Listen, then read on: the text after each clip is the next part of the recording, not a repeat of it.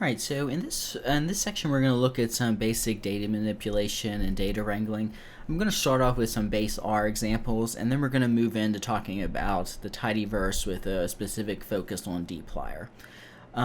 Okay, so let's just jump into it. Alright, so here's just some few initial examples.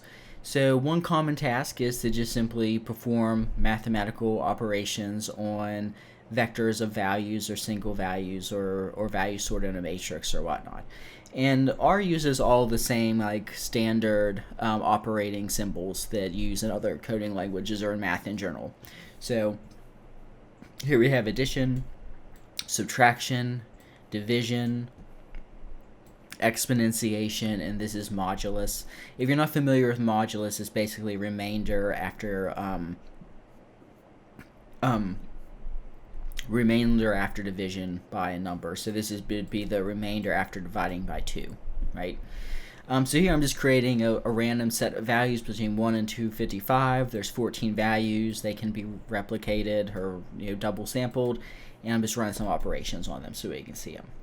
Okay, so here we have our values, our original values that were sampled. Again, if you run this, you'll get different numbers because it's random, probably.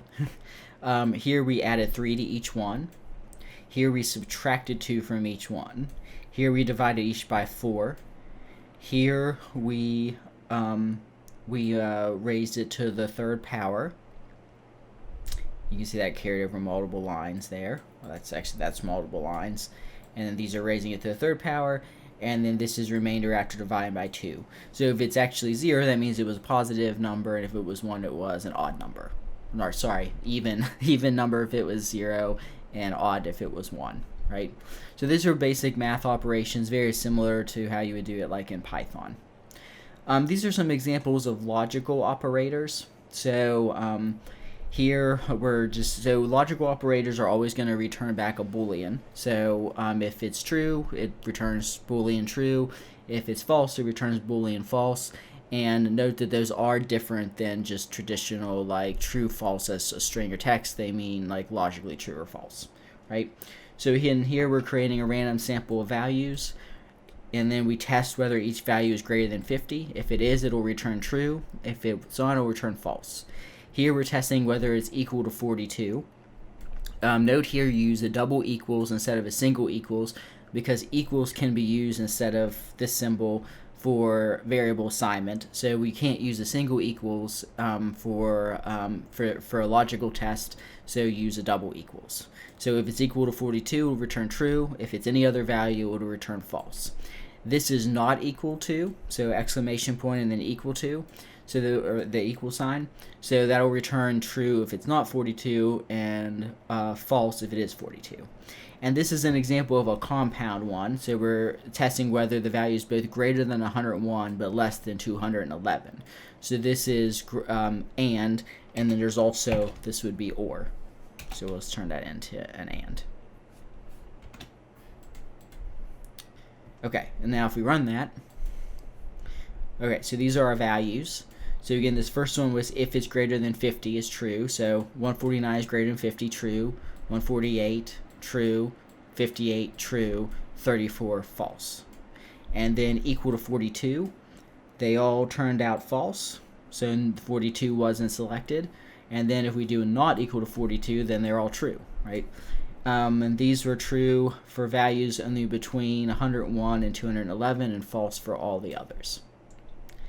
Again, here's just kind of a list of the common logical operators in R. Again, they're pretty similar to other languages. So less than or equal to, greater than or equal to, again, double equals as opposed to single to differentiate it from declaring variables or variable assignment. And then this is not equal to, and, so must meet both criteria, or, so one of two criteria. XOR is used for exclusive or, so one of the two but not both of the criteria, and then this is your not, so one but not the other. So those are all your like logical in comparison operators. Okay, so now let's look at dealing with just generally working with strings. Okay, so here I'm creating a vector of strings with some like class names in there. So again, they're all strings, they're all in quotes. As a side note too, I tend to use double quotes, but you can use single quotes in R, it's fine. So whatever you want to use. I just tend to use double quotes for some reason.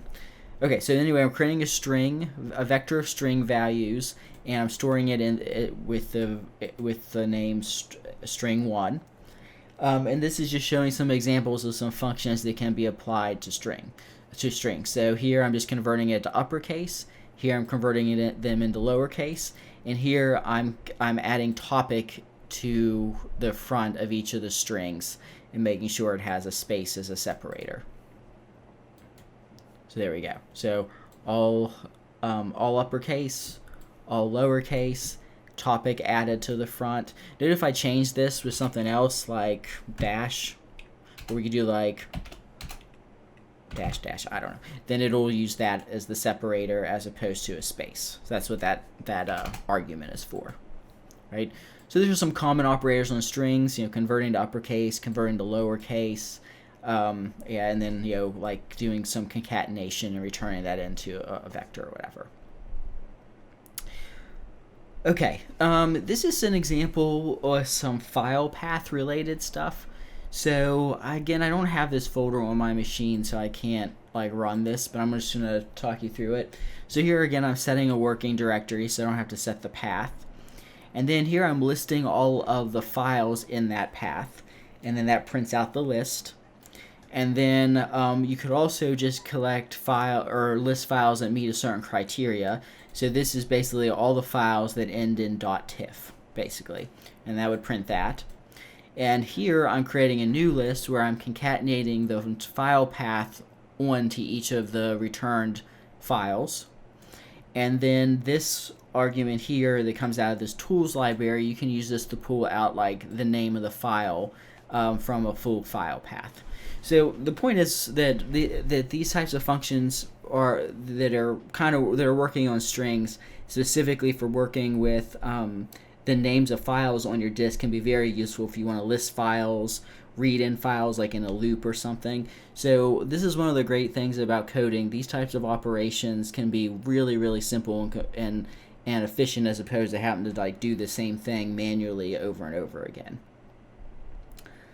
Okay, so now we're going to read in an actual data set, and then we're going to experiment with it a bit. So I'm going to read in this data set. It's just some data for U.S. counties summarized. So here I'm changing the working directory and then reading it in using read.csv. So we're saying it has a header, the separator is a comma, and that we're going to treat factors or any character column as a factor. So it's going to have a set of levels. And then I call structure function on it just so we can have a look at it. Okay, so if I call that, you can see these are all the different fields, and it tells you like the data types and everything. Again, it's generally good to see what your data looks like when it reads in and make sure it makes sense. Another thing you can do in RStudio is you can click on this drop down and it'll tell you all the field names there. So here we have their factors and numbers and whatnot. And you also, if you click on it, it'll actually open up the table in a view up here so you can kind of see it. So you can see what's in this table. So it's county level information. So we have the state abbreviation, the county name, the county FIPS code, who won the presidential election, the Republican or Democratic candidate in 2012 and 2008, the percent voting Democrat, Republican, and then some other like socioeconomic variables like median income, percent poverty, population density, stuff like that. And then we have the state name out here, and then the region of the country that it's in. Okay, so what we're going to do now is just kind of look at wrangling and subsetting this data. Okay, so this first example here is used to subset out columns, right? So we're basically creating a subset of the columns that are in the table. So basically, if it's in this list of column names, then it's going to get pulled out into a new subset of the data into a new data frame. Note the comma before the combine is because the before the comma means the rows and after the comma means the columns, because it's how the indexing works. So this basically is pulling columns by their name, and so you had to put a comma in so you know it's commas or columns as opposed to rows. So if we run that, we should get back a subset with just the fields in it that we want. Okay, so in R, there's a couple of functions that you can use to do data subsetting and query. One of the most common ones is subset. So basically, subset takes a data frame and then a query. So the query here is that the winner 08 column must be Democrat. So we're basically going to pull out all the counties where the Democratic presidential candidate won the race in 2008. And this select will allow you to subset out which columns are returned. So we're just going to have it give us back all the county names, and as opposed to all the columns. And then what I'm doing here is getting a percentage. So remember, in row is a really common function you'll see in R, and it just returns the number of rows. So we're basically taking the number of rows in the output and dividing by the number of rows in the original data set and then multiplying by 100. So effectively, that's going to return the percent of the counties that voted Democrat. Yeah, and note the use of parentheses here for like orders of operations. So if we run this, we can see that there were 871 counties that voted Democrat, and that worked out to like 28% of all the counties in the country. So that was a 2008 presidential race. Here's a query that's a little bit more complicated.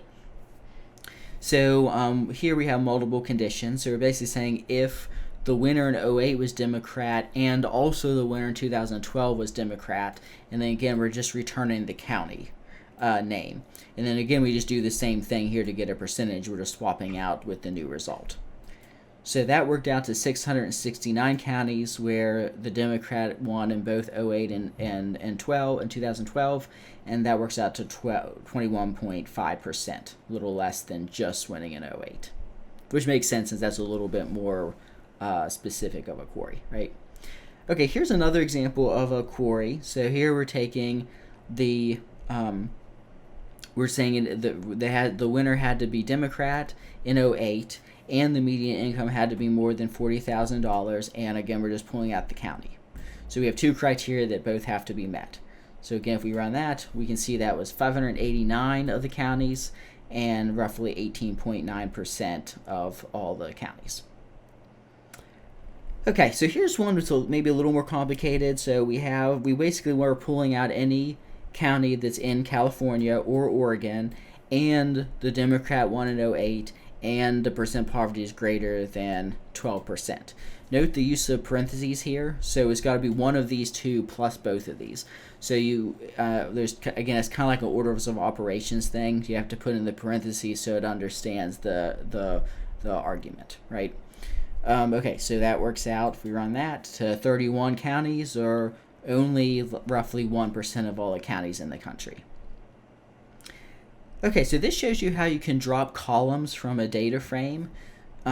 So what I'm basically doing here is I'm saying I grab two columns, and then I'm subsetting out. So if the names are not in the list of names, then keep them, basically, right? So the way I would read this is, from this data frame, if the name of the column is not in this list, then don't maintain it, and then that'll get rid of some columns that we don't need and return the columns that you want. This percent is nice operation. So it allows you to test whether something is in a list. So this is a list or a vector with two column names in it, and we're basically finding the columns that match it, and then not including them in the result. All right, this is an example of data recoding. Let's see, what am I doing here? So basically I'm calculating the mean of the percent of the population that is greater than 55. And then in this new column, I'm basically writing into that, I'm turning it into an actual percentage, because currently it's actually a proportion, right? So we got the mean here, so we can see that it's a proportion, and then I wrote over the column to get a percentage. Note that one thing you can do in R, and you can do the same thing with pandas in Python, is you can write over an existing column. So I'm basically converting an existing column in place. So I wouldn't have to make like a new column to convert it into a percentage. Okay, so what I'd like to do is make a new column now where if the percent under 55 is less than 5, I'm going to say low. If it's between 5 and 15, I'm going to say medium. If it's greater than 15, we're going to say high. Okay, so here's basically what we're doing. So now I'm creating a new column which I call P rank, and this is the condition. So if the percent poverty is less than 5, P rank is going to get coded to low. If it's greater than or equal to 5 or less than or equal to 15, it will get coded to medium, and if it's greater than 15, then it will get coded to high. And then, since this is basically going to be a character, I then convert that in place into an ordered factor with the order being low, medium, and high, and then we just look at the results. There you go. Yeah, so that's basically setting up a new column with codes based on ranges of values in a new column. So if you're not used to this syntax, this is happening kind of in place. So we're basically saying this is the data frame, this is the new column, and then this is the query that's going to define what columns what rows are updated with low, right? Okay, so dealing with missing data. So this is a really common issue when you're dealing with data tables. So first off, the data that I have actually has no missing data. So what I'm doing here is I'm just like converting some of the fields into some random values that are going to stand in for no data.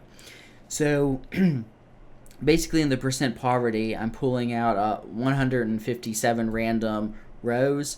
And then for the median income, I'm pulling out 97 random rows. And then for the ones that got accepted or selected, I'm recoding them to -9999. And that's a one commonly used a placeholder to mean no data. So again, I'm basically making up fake no data points because there actually aren't any in the data set.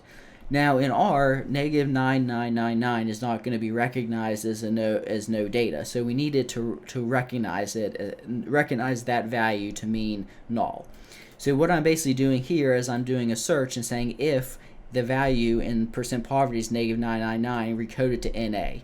So capital NA, not in quotes, that in R means missing or null. So if I run this, and let's just look at this table. So it's counties in A, which I can't read any of these since they're so... second one. Okay. So if we open this up and we zoom through here, there we go. So there's an NA. This is a missing value. So if you look at in the table, it should show up as NA and kind of in italics. That is meaning R is seeing that as a missing data value as opposed to like NA in quotes, like as a character string. Anyway, so that's that. Alright, and then this is an example of listing out all the columns that have a missing value in either the median income or percent poverty. So basically we're using subset, and then this is.na tests whether that is an NA or a missing data row.